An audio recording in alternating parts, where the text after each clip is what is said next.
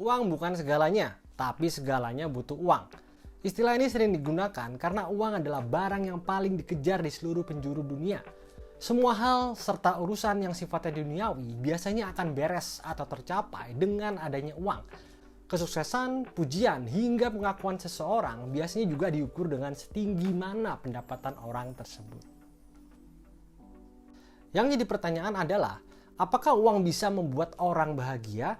Apakah orang kaya dengan uang banyak selalu bahagia? Apakah orang miskin dengan uang sedikit selalu sengsara?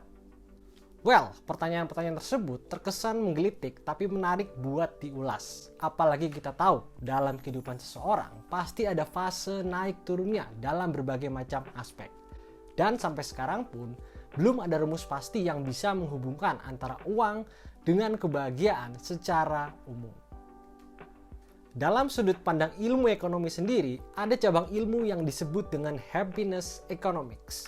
Dalam happiness economics ini, kita diajak buat melihat hubungan antara ilmu ekonomi dengan kondisi psikologis manusia, utamanya terkait dengan gimana seorang individu bisa memaksimalkan utilitas atau kepuasannya guna mencapai kebahagiaan subjektifnya. Karena memang kebahagiaan itu sifatnya subjektif, kita sebenarnya bisa gali soal kebahagiaan dengan mencari sumber-sumber kebahagiaan yang bersifat umum di masyarakat. Seperti tingkat pendapatan, kondisi keluarga, dan kondisi kesehatan. Dari tiga hal tersebut, hubungan antara pendapatan dan kebahagiaan memang yang paling umum dibahas dan sangat relevan dengan keseharian kita. Tapi khusus di channel ini, gue bakal bahas isu tersebut dari hasil penelitian-penelitian serta pemahaman ilmu ekonomi yang gue punya supaya dapat pemahaman yang lebih valid. Untuk link penelitian-penelitian yang gue bahas pada video ini bisa kalian lihat pada kolom description.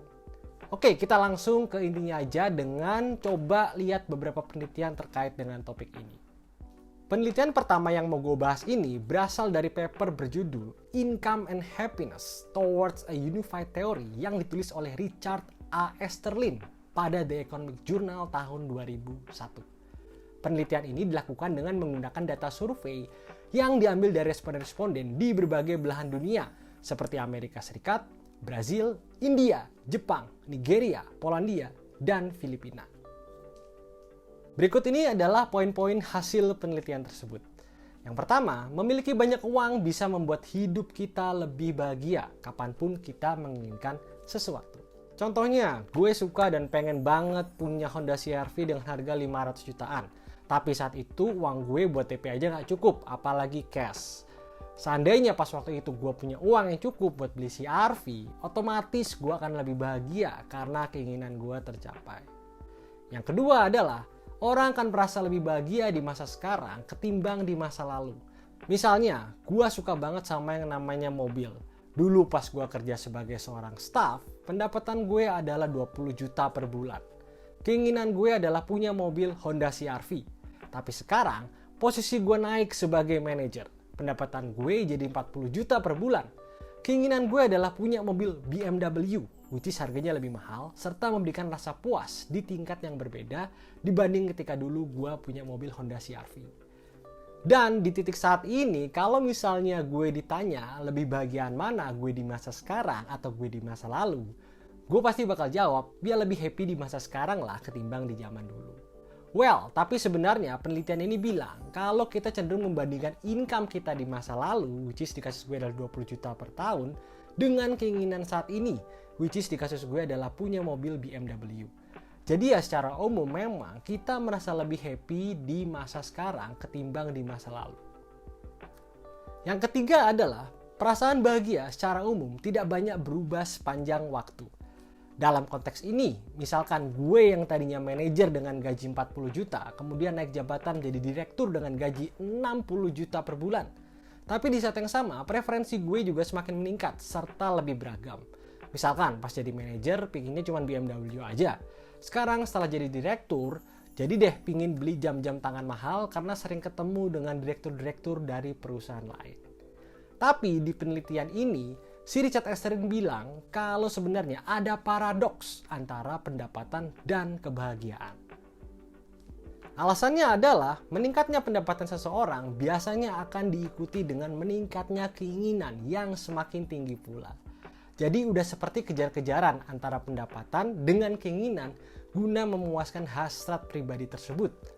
Kondisi ini pada akhirnya berujung pada kelelahan perasaan yang tak kunjung selesai. Alhasil, perasaan bahagia pun akan cenderung stagnan atau bahkan menurun seiring dengan semakin naiknya pendapatan.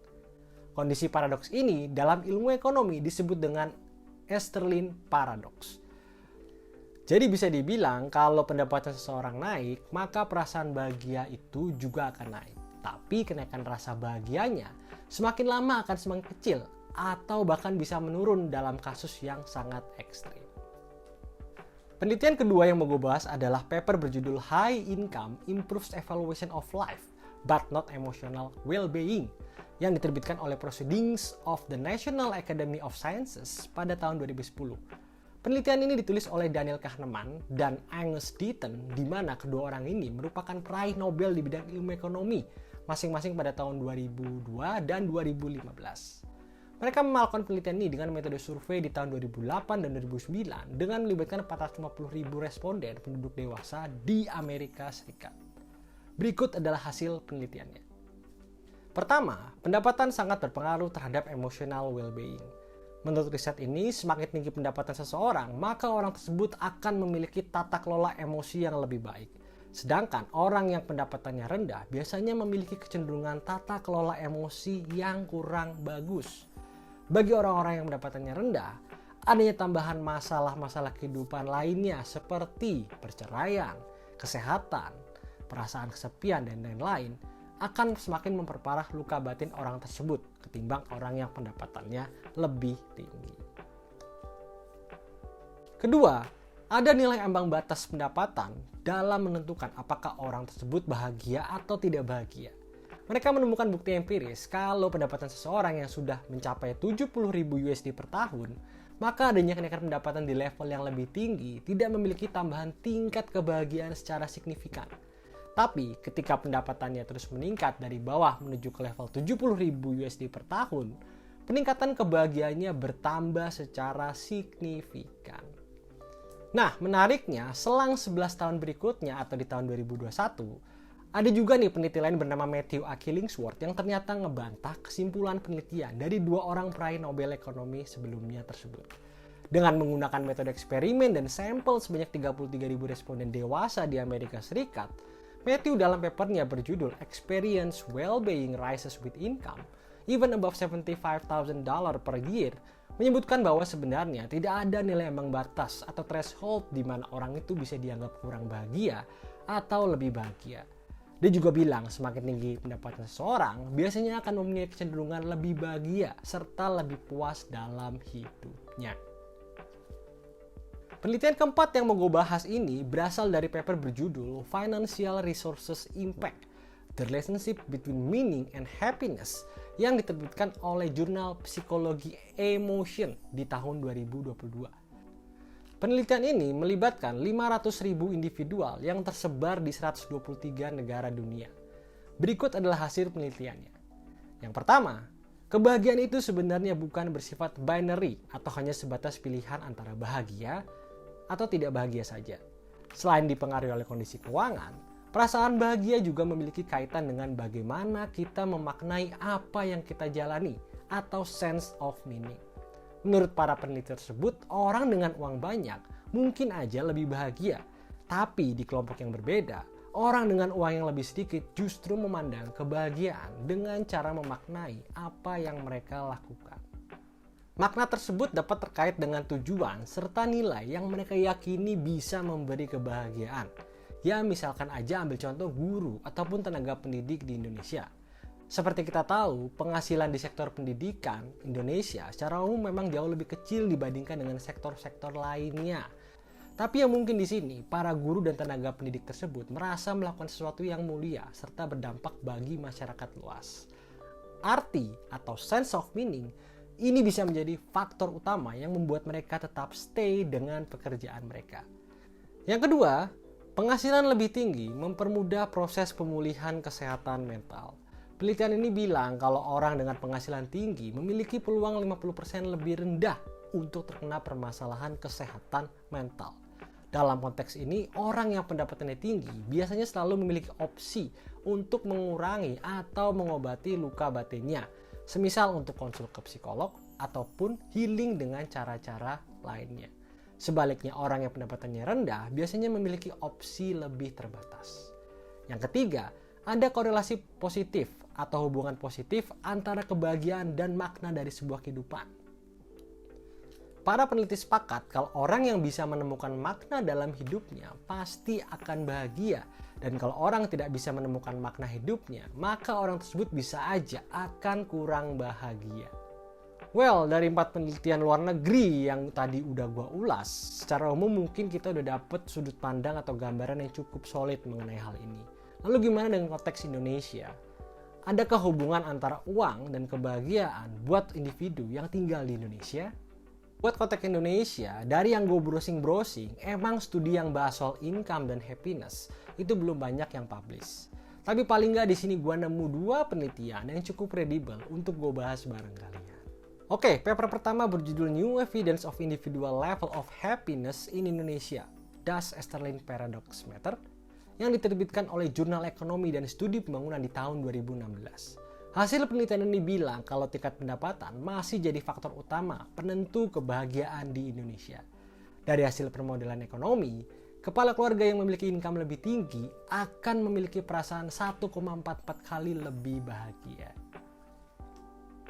Oke, selanjutnya paper kedua berjudul Individual and Contextual Factors of Happiness and Life Satisfaction in a Low Middle Income Country yang diterbitkan oleh Applied Research Quality Life tahun 2018.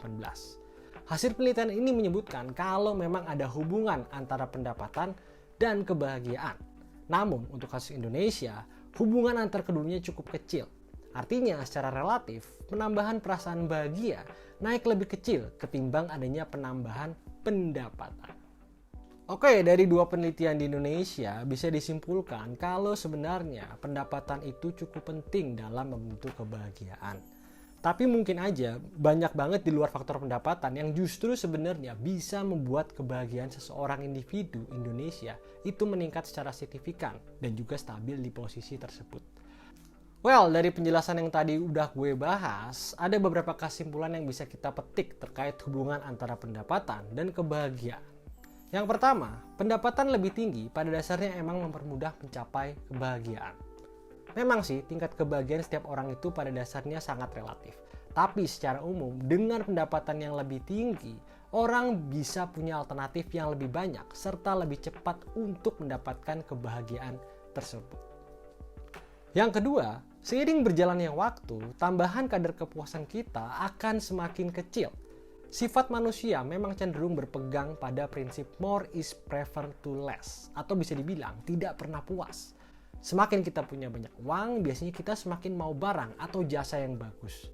Nah, dengan semakin banyaknya jumlah barang atau jasa yang mampu kita beli, maka tambahan kepuasan tersebut akan semakin menurun kadarnya seiring waktu. Dalam ilmu ekonomi, kondisi semakin berkurangnya tambahan kadar kepuasan ini disebut dengan law of diminishing marginal utility. Yang ketiga, perasaan bahagia juga dipengaruhi oleh sense of meaning. Selain dipengaruhi oleh kondisi keuangan, perasaan bahagia nyatanya juga memiliki kaitan dengan bagaimana kita memaknai apa yang kita jalani atau sense of meaning tersebut. Apakah kita kerja dapat gaji gede ada arti khusus buat hidup kita di dunia? Atau kita dapat gaji kecil tapi sebenarnya kita punya arti di dunia? Atau kita gaji gede tapi sebenarnya kita cuma buat pamer-pamer doang? Yang keempat, ada anomali antara income dan happiness. Kondisi ini tadi kita udah bahas yang disebut dengan Easterlin Paradox. Ada orang yang pendapatannya rendah tapi happy, ada juga orang yang pendapatannya tinggi tapi unhappy. Well, akhir kata, kebahagiaan subjektif mungkin aja gak selalu berkaitan dengan status ekonomi. Dari pembahasannya yang gue tadi udah ulas, gue bisa tarik benang merah kalau sebenarnya jadi orang kaya memang terbukti lebih banyak bahagianya ketimbang sengsaranya. Tapi sebenarnya di luar sana, ada banyak cara dalam menemukan kebahagiaan yang tidak selalu berhubungan dengan pendapatan. Dengan demikian, orang miskin tetap aja sebenarnya bisa bahagia. So, gimana menurut kalian? Apakah dengan pendapatan kalian yang sekarang sudah bisa bahagia? Atau justru malah tidak bahagia? Oke, sekian dulu video gue kali ini. Semoga pembahasan gue kali ini bermanfaat buat kalian semua. And see you in the next Ras Talk video. Goodbye.